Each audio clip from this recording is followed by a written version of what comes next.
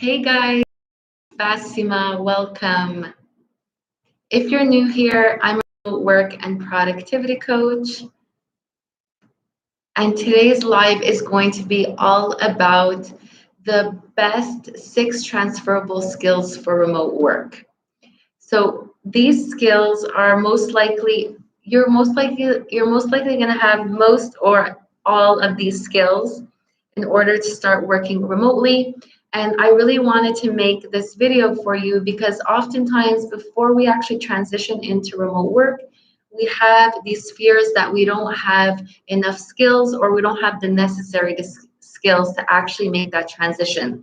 So we tell ourselves that we have to wait until we actually perfect these skills before jumping into the world of working online. So today I really want to show you that you most likely do have a lot of these skills, if not all of these skills, and you are ready to actually make that transition now. So if you're new here, I'm Bassima and I'm a remote work and productivity coach.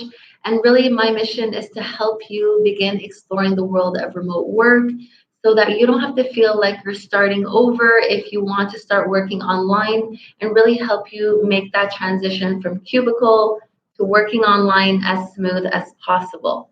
So, this is why I wanted to jump ahead and start sharing with you the best transferable skills that I think will benefit you when starting out working online. So the first skill that I think is super necessary, and I think you already have some experience in it, is organization.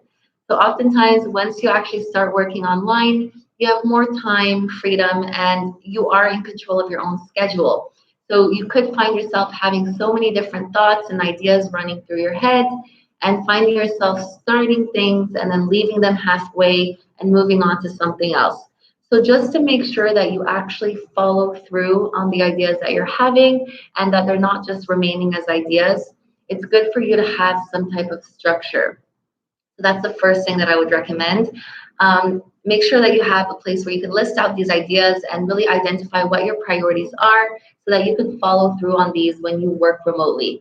So one simple way that I like to use this is I have a Trello board, which I'll actually be uploading a video this week all about how I organize and plan my content for YouTube. But I pretty much stick all my ideas in this Trello board, and I use that to help me plan and organize. So just having some type of structure for you, whatever works for you, in order to really follow through on the ideas you're having when you're working online. Now, the next skill that I think is super important, and I'm pretty sure you have tons of experience doing this, is communication. So the reason why communication comes super in handy when you're working remotely is because you're not consistently being exposed to people. So you want to make sure that you have great written and oral communication so that you can communicate with others and really start to build those bonds even while working remotely. So it's easier to get information from your colleagues, from your clients, and it really helps you avoid any unnecessary misunderstandings and really focus on building those connections even while working at a distance. So that's skill number 2 that a lot of us oftentimes also get as a transferable skill while working in office. So what you want to really keep in mind here is that transferable skills are going to translate really well across any industry, any job, any department. So they're not limited to any certain type of space or any type of work environment. They actually really work well across any type of industry. So this is why I like to focus on transferable skills, because it's just a reminder to you that you most likely do have a lot of these skills, and these are going to help you make that transition into remote work if that's something that you desire for yourself long term. So those were the 2 first skills. The next skill is time management. So you can find yourself, once you're starting to work online, really overestimating how much you can accomplish in one day, and it doesn't become very effective with defining any realistic goals. So it's very normal at the beginning because you really are going from 2 different types of work environments. So if you're working in office currently and you start working online, anything and everything at home can become a distraction for you. So it's very easy to feel like you're not getting much done. And so what I really recommend here is to start scheduling less than you think you can do and adding a buffer time. So just adding some extra time to any of your tasks when starting out so that you can start getting a couple of successes under your belt and really start to regain trust in your schedule. Because the best thing in the world is knowing that you finished a task earlier than you predicted, and then you have time to go out for that walk, make that coffee, do whatever it is that you want with that extra time. So adding buffer time really can work to your advantage, especially when starting out to work remotely. So that's skill number 3. Now, the next skill might be one that you might not have, might be one that you're not yet exposed to too frequently, especially if you work in corporate. But once you actually enter the world of freelancing and entrepreneurship, it will definitely benefit you. And this is to have a quick bounce back time. So what this means is to be able to bounce back when things don't work out exactly the way you want, or you potentially get negative feedback, or you just feel like you're not making the progress that you expected to make.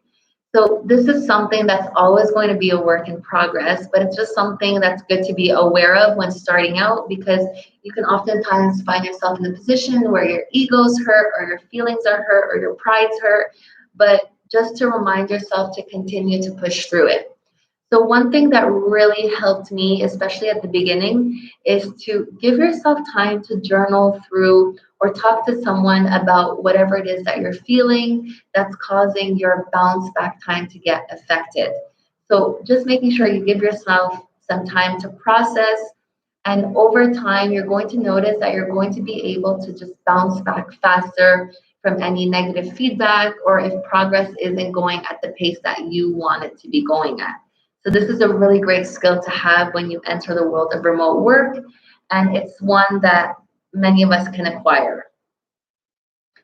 So the next skill is analytical. And so this is something that you for sure have experience in any type of industry, job, or department you're working in. So this is really where you're going to be observing and analyzing what's working and what's not working so that you can tweak based on what's working really well for you and what isn't working out so well. So this can be applied to anything that you choose to do remotely, which is super cool. So for example, if you're deciding to make YouTube videos, or you're deciding to be a copywriter or an editor or coaching, or even teaching English as a second language, really taking time to analyze what's working for you and what isn't is going to be super helpful. So the way that I approach this, so that all of my time isn't spent analyzing, because that's super easy. It's super easy to fall into that rabbit hole where you just spend all your time analyzing and not enough time doing. So what I like to do is I have a set day in my week where I can review my analytics. So oftentimes what I'm analyzing are my analytics on YouTube. And so what I do is I have that set day in the week, which I dedicate to analyzing. And so it gives me time to see if my processes are actually working, and if I want to continue doing them, or if something needs to change. But at the same time, I realize that I'm giving things enough time to work so that I'm not analyzing every day consistently, because I know that that can really put a dent in your progress. And that oftentimes happens at the beginning of working remotely. We tend to analyze all the time, be really doubtful, be really lacking confidence in our skill set. And so it can constantly cause us to rework things before things even have a time, and before we even give things time to see if they're working or not. So this is a really great skill to have, which I'm sure most of you have already acquired from your in-office jobs, working in corporate, whatever it is that you're doing that's not currently remote. It's a skill that can easily be transferred into the remote space and can benefit you highly. And then the last skill is problem solving, creativity, and resourcefulness. So I put them all in the same category, where just being aware that it might not be as easy to get answers as quick as you would like when you work remotely. So I remember when I was working corporate, if I needed something from someone, I could just go to their desk and get that information instantly. It was super easy to know who to talk to and get that information. So it wasn't a struggle. But when you're working remotely, especially if you're choosing to do things on your own, you might, especially at the beginning, hit that roadblock a lot. So it's important to know that you do have problem solving capabilities, you are resourceful, you are creative, and you do have the ability to actually find the solution to your own problems or at least create a solution for it. So this is a great skill to have. Now, the way I do this too, so that I don't spend all my time also problem solving and I'm giving enough time to see if something is working or not working so well, is to also have a set day where I can be creative, resourceful, really look for answers or for any help that I need. So this makes sure that I'm not spending all my time just learning and not applying.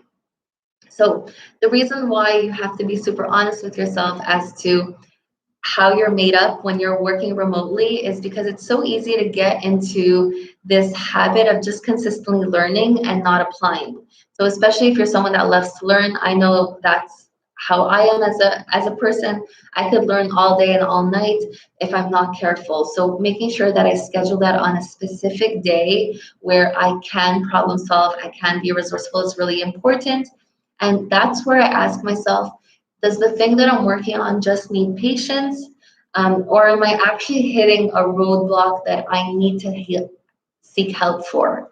So it's super useful to have this strategy, a set day in the week where you can analyze and you can problem solve and see what is it that you can start to include within your world of remote work to help you progress forward. So as you can see, all of these skills you most likely already have, or if not all, and they can be acquired with time. So they're not skills that should, these are the skills that you should focus on in order to actually make the transition to remote work. And it's not all these other skills that we can let stop us from actually making that transition. So this is why I really wanted to jump on and give you this training today to really make it feel that it is possible for you to transition into remote work, and it doesn't need as much as you think it does because you most likely already have the qualities and the skills for it. So what I'm going to do right now is I'm just going to drop a link in the comment section. So if you feel like you need deeper support within your transition to remote work, you can always book a free call with me over here. So this is the link that I left in the comment section. You can book a free call with me and we can dive deeper as to what is it that you need, how is it that I can support you in that transition to remote work, and really be able to get clear on your goals for what it is that you want to do long term with remote work. So I hope you enjoyed today's training. I look forward to seeing you in next week's live, and we'll talk soon.